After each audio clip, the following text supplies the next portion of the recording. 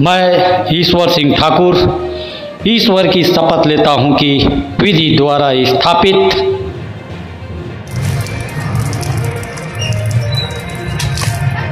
बात खुद के लिए समय कम मिल रहा है जी। पहले अपने लिए पूरा समय था, अब सब लोगों के लिए समय है। अब बदमाशी क्या है, अब उस समय का दौर था, एक बचपने की काम होती है, आदमी कहीं भी कुछ भी बदमाशी करता। जी, मेरा मूल खेल ही जो छत्तीसगढ़ का मूल खेल है कबड्डी, तो मेरी जो पहचान है, मैं खेल से ही मेरा पहचान बना है। हमारे नज़र में मोदी और योगी के बाद में कोई है तो वो है ईश्वर सिंह ठाकुर।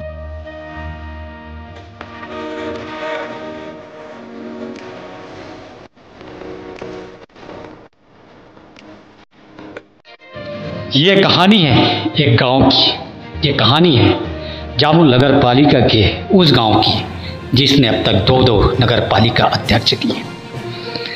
उन्हीं में से एक है ईश्वर सिंह ठाकुर, जामुल के बड़े मालगुजार रहे चतुर सिंह ठाकुर के वंशज। आज उनके नाम को आगे बढ़ा रहे हैं, आज उनकी पहचान को आगे बढ़ा रहे हैं। ईश्वर सिंह ठाकुर भारतीय जनता पार्टी के नेता रहे। बाद में पार्टी ने उन्हें पार्षद चुनाव लड़वाया और जामुल नगर पालिका के अध्यक्ष की जिम्मेदारी दी। आज हम जानेंगे इसी ईश्वर सिंह ठाकुर के छुए अनछुए पहलुओं को। आज हम जानेंगे उनकी कहानी को कि कैसे कबड्डी का खिलाड़ी एक राजनीति में बड़ा नाम बन गया।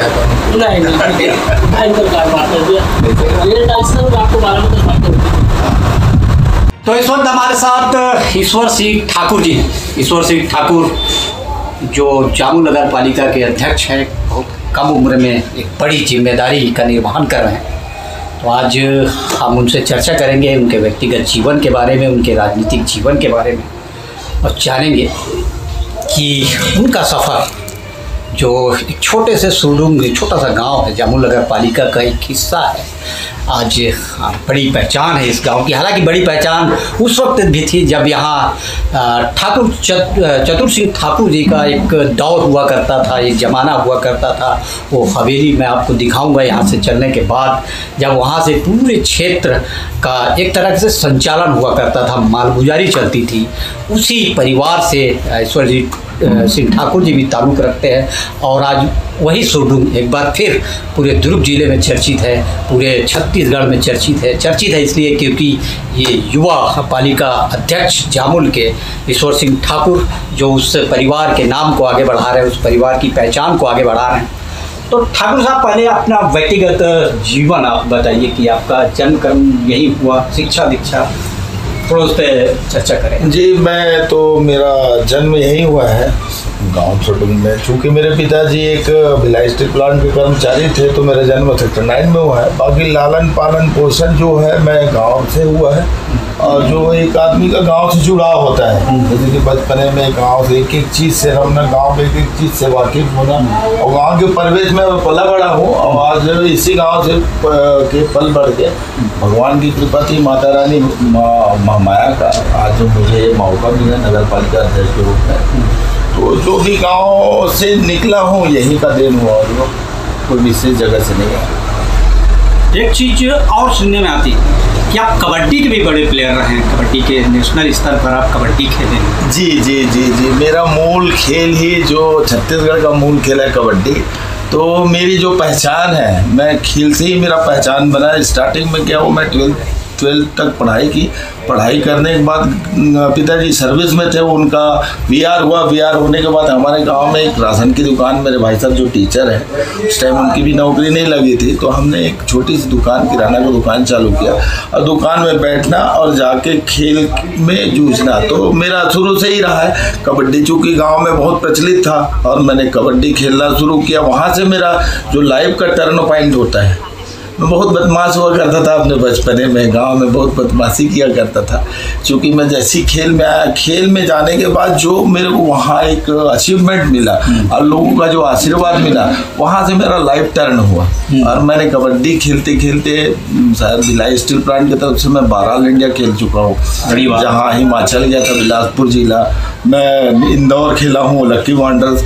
कर्पूरी ठाकुर जी हैं जो बिहार के नेशनल 50वीं नेशनल इंटरनेशनल कबड्डी प्रतियोगिता में मैंने भाग लिया, छत्तीसगढ़ का प्रतिनिधित्व किया छत्तीसगढ़ की ओर से।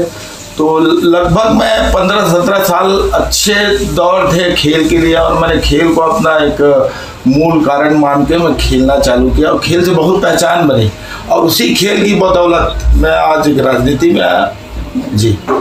तो ये बड़ी बात है। देखिए, एक दौर था छत्तीसगढ़ में कबड्डी का, और ख़ासकर ये जो गांव है सूडू, भिलाई, तीन उरला, उस कबड्डी ने राजनीति को भी बहुत कुछ दिया है। दुर्ग सांसद विजय बघेल को जानते हैं आप, वो भी कबड्डी की देन है। शशिकांत बघेल जी जो आज छत्तीसगढ़ कबड्डी संघ के अध्यक्ष बने हैं, वो भी कबड्डी के नेशनल प्लेयर हैं। तो कबड्डी ने छत्तीसगढ़ की राजनीति को बहुत कुछ दिया। ठाकुर साहब, राजनीति में आपका प्रवेश कैसे हुआ? मैं 2002-03 में, क्योंकि मेरी अब कबड्डी के एक दौर हुआ, दौर होने के बाद घर वालों को लगा कि इनका शादी किया जाए। तो मेरे 2004 में मेरी शादी हुई।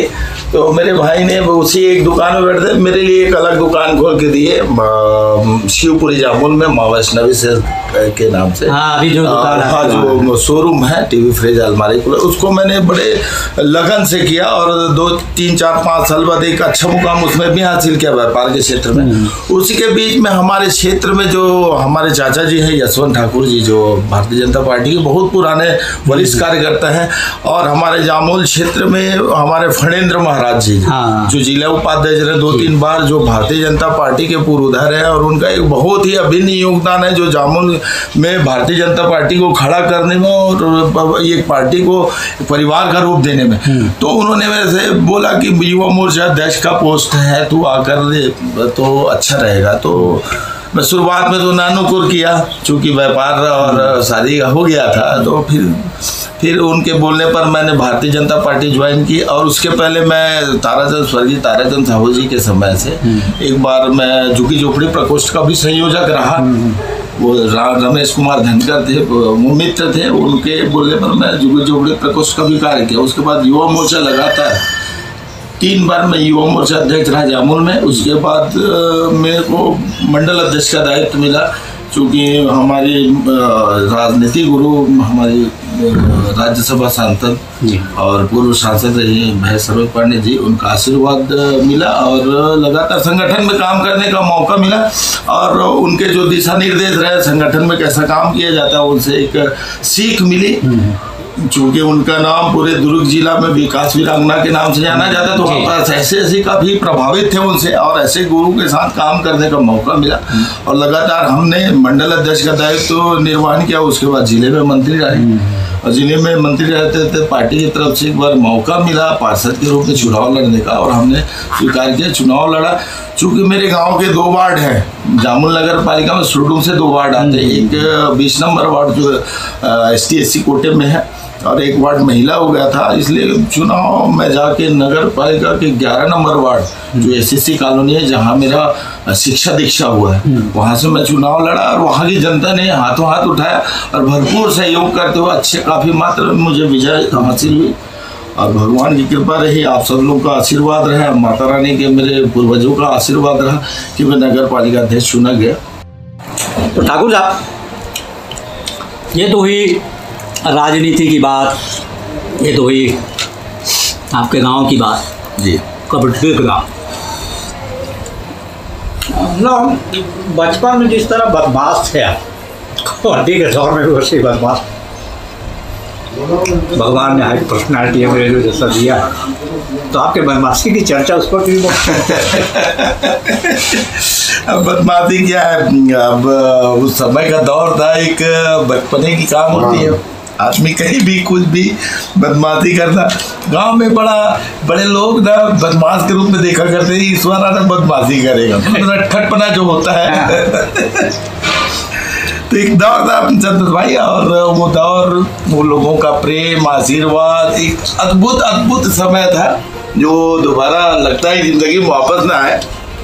नहीं तो क्या अभी पालिका अध्यक्ष बनने के बाद तो नहीं, अभी भी कुछ नटखट पना चल जाता है। अभी भी तो मैं हूँ गाँव का एक बेटा ही। चतुर सिंह ठाकुर परिवार का एक वो हिस्सा है, तो वो जो ठकुराई का अंदाज है आप में आज भी दिखता है। तो क्या लगता है कि आप उनके जैसा बनने की कोशिश करेंगे या बन पाएंगे कभी? नहीं, उनका जो दादाजी थे उनका अद्भुत गांव के प्रति प्रेम था, और इतना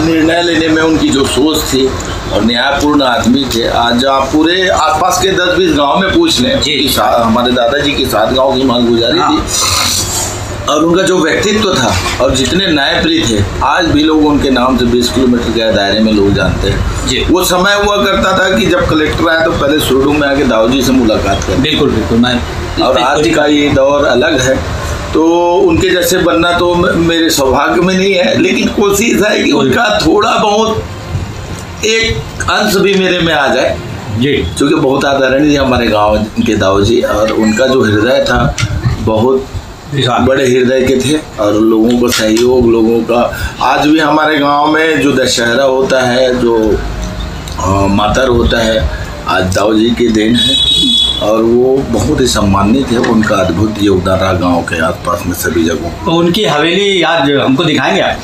जी, हवेली है उनकी हवेली। तो उस हवेली में मैं चलेंगे, आपको दिखाएंगे, जहाँ से 7 गाँव का संचालन हुआ करता था, मालगुजारी थी बड़ी। तो आज उस अद्भुत हवेली को हम, हालांकि मैं इस पर एक एपिसोड बना चुका हूँ, आप चाहे उस हवेली की कहानी देखना तो डिस्क्रिप्शन में जाकर मैं लिख दूंगा, आप देख सकते हैं। अच्छा ठाकुर साहब, सुबह की रूटीन क्या है, इतना फिट कैसे हैं आप? युवाओं को कुछ कहना चाहेंगे हमारे चैनल के माध्यम से? नहीं, युवाओं को तो इतना ही कहना चाहूँगा कि ये जो समय चल रहा है बहुत ही क्रिटिकल समय, जैसे कोरोना काल का एक दौर आया, तो आज के युवाओं में ये सोच होनी चाहिए कि अपने शरीर को कैसे स्वस्थ रखें जी। खेल के माध्यम से हो, चाहे जिम के माध्यम से, कसरत के माध्यम से, सुबह उठकर रोज रूटीन होना चाहिए, और शरीर को स्वस्थ, जब शरीर ही स्वस्थ रहेगा तभी आदमी कुछ कर पाएगा। बिल्कुल बिल्कुल। और शरीर स्वस्थ नहीं तो आप पैसे का या पोस्ट का क्या कर लो? ये गाँव का गौठान है, गाँव का एंट्रेंस भी है, सदियों से पूर्वजों के समय से ये गौठान के रूप में यहाँ। तो आपके मस्ती का केंद्र था? बस्ती का मेन केंद्र बिंदु यहीं पर होता है। मस्ती का भी और आपके मस्ती का? हाँ, मस्ती का भी, बचपना यही, खेल कूद, ये बाजू में स्कूल है, यही स्कूल में खेलना कूदना, पढ़ना लिखना, और गिल्ली डंडा खेलना, बाटी गच्चा खेलना, जितने प्रकार के बचपने के यही वो जगह है, यही वो जगह है जहाँ से आपका उदय हुआ, और आज जितने आपके विरोधी है जो आपसे इसी जगह देन का, इसी जगह देना। अच्छा ठाकुर साहब, एक चीज़ बड़ा दिलचस्प है, बहुत जैसे किसी गांव का नाम, एक जिज्ञासा रहती है कि गांव का नाम कैसे पड़ा होगा, इसके पीछे का अर्थ क्या है। तो सुरडू गांव का जो नाम है वो इसके पीछे का अर्थ क्या है, ये तो बताइए। हाँ, इसके बारे में मैं बोलना चाहूँगा कि एक हमने अपने पूर्वजों से, अपने बाप दादाओं से सुना है कि जब ये गांव का नामकरण हुआ तो सुरडुंग मतलब सुर मतलब होता है देवता, और डुंग मतलब होता है गढ़। किस हिसाब से हमारे पूर्वजों ने इस गांव का नामकरण किया सुरडुंग, ये हम सब के लिए बड़ी सौभाग्य की बात है कि हम ऐसे गांव में रहते हैं जो देवताओं का गढ़ है। तो ये हमारे लिए अद्भुत संयोग है, और हमारे पूर्वजों का विशेष योगदान और देन रहा कि इस गांव का नाम सुरडुंग। सामान्य तौर पर लोग सुरडुंग का मीनिंग ही नहीं जानते। आदमी ला कपट भावना वही वो अपन बात करी, वही की ही सब जन चंचल कबड्डी वाले प्लेयर आज राजनीति में थे, बड़े नाम हो गए। बोली का सफेद थोड़े बोली भाई, अपन गांव के लिखा एकदम आगे बढ़े तो खुशी लगते है नहीं। क्या उम्मीद करता हूँ कैसे होना चाहिए बोला? हाँ, होना चाहिए, मतलब जैसे आगे बढ़ के आओ। अच्छा, पर बार आशीर्वाद मांगा तो माता ले आप। हाँ, तो आपका क्या नाम है सर? मोर नाम भागीरथ यादव है। यार यादव जी, जय हो, जय यादव, जय माता, जय माता दी। जय माता। तो मेरा नाम संतोष यादव। अच्छा, कब से बैठ रही माता जी यहाँ? माता जी हमारा कम से कम आज 18-19 साल हो गया। 18-19 साल? बिल्कुल, वही हमारा अध्यक्ष महोदय लोग सब इन्हीं लोगों से सब की स्थापना चालू हुआ है। अच्छा, ये जो ईश्वर सिंह ठाकुर जी अध्यक्ष हैं उन्हीं लोग उन्हीं परिवार से। ऐसे नहीं है कि इधर उधर से सब, जब से वो अपना दुकानदारी से सब चालू किया तब से। अच्छा, माता जी माता विराजमान हो रही है यहाँ का माता और हमारे महामाया जी। हाँ बिल्कुल, दोनों में बिल्कुल सेवा के भाव से सेवा का योगदान दे रहा है। हाँ। हमारे हिसाब धार्मिक आस्था भी है, राजनीति के बहुत भी है, धार्मिक आस्था से भी बहुत अच्छा। और ये तो हम मैया जी के सामने बैठ रहे हैं। हाँ। और इतने सारे से सब राजनीतिक सब चीज़ को देखे हैं सर जी, लेकिन हम एक ही बात कहते हैं, हमारे नज़र में मोदी और योगी के बाद में कोई है तो वो है ईश्वर सिंह ठाकुर। क्या राजनीति में आदर्श के रूप में देखा जाए तो देश के जो यशस्वी प्रधानमंत्री जी हैं, जिनका कार्य और उनका काम करने की जो इच्छा शक्ति है, जो वो आज के इस परिवेश में कर रहे हैं, देश के प्रति समर्पित भाव से एक उनका जो विजन है, वो मेरे पूरे देशवासियों को ऐसा लगता है कि इनके जैसे कभी कोई प्रधानमंत्री अभी तक हुआ नहीं, ना आने वाले समय में, न भूतो न भविष्य, न भूतो न भविष्य। लेकिन एक आज की किरण दिख रही है, जैसे कि हमारे यूपी के योगी जी हैं, उनका काम बड़ा अद्भुत है। वो तो देशवासियों का इतना दिल जीत लिए हैं कि मोदी जी के बाद अगर किसी का नाम आता है तो योगी जी। और योगी जी अद्भुत है, पूरे देश के लिए, पूरा हिंदुत्व के लिए और राष्ट्र प्रेम के लिए योगी, मोदी के बाद योगी। तो चुनाव लड़ना है, अपने को पार्षद लड़ना है, ये कैसे तय हुआ? क्या पहले से तय था कि जब मैं आने वाले समय में जब पालिका अध्यक्ष बनूंगा, चुनाव लड़ूंगा, जीतूंगा? तो नहीं, ऐसा कुछ नहीं था भाई साहब। मैं एक सामान्य आदमी हूँ ना, एक बहुत ही छोटे परिवार से निकला हुआ बंदा हूँ, जिनके एक पुराना पृष्ठभूमि देखा जाए तो एक पिताजी एक सर्विसमैन थे भिलाई स्टील प्लांट में, उसके पहले फौज में थे। फौज से निकलने के बाद भिलाई स्टील प्लांट में उनकी नौकरी रही 14 साल में। उसके बाद एक सामान्य घर जो होता है मध्यम वर्गीय परिवार से, ऐसे घर, चूँकि मुझे एक दायित्व मिला संगठन के रूप में काम करने का मौका मिला बहुत कम उम्र में। मैं 2002-03 के पहले झुग्गी झोपड़ी प्रकोष्ठ में काम किया। फिर एक समय ऐसा है कि मेरे को सीधा झुग्गी झोपड़ी प्रकोष्ठ के बाद डायरेक्ट युवा मोर्चा अध्यक्ष की दायित्व दी गई मेरे वरिष्ठों के द्वारा। और जैसे ही मुझे युवा मोर्चा अध्यक्ष का काम मिला, उस टाइम यंग था मैं और मेरे मन में भी ललक थी कुछ करने की, और हमने जामुल में युवा मोर्चा को एक अच्छा नया रूप दिया और बहुत अच्छे लोग जुड़े और युवा मोर्चा का अच्छा काम रहा और उसके तहत मेरे को एक नया पहचान मिला। तो संगठन में काम करते करते फिर ये चुनाव लड़ने की जी, मेरा कहीं कोई ऐसा मानसिकता नहीं था कि मैं चुनाव लड़ूं।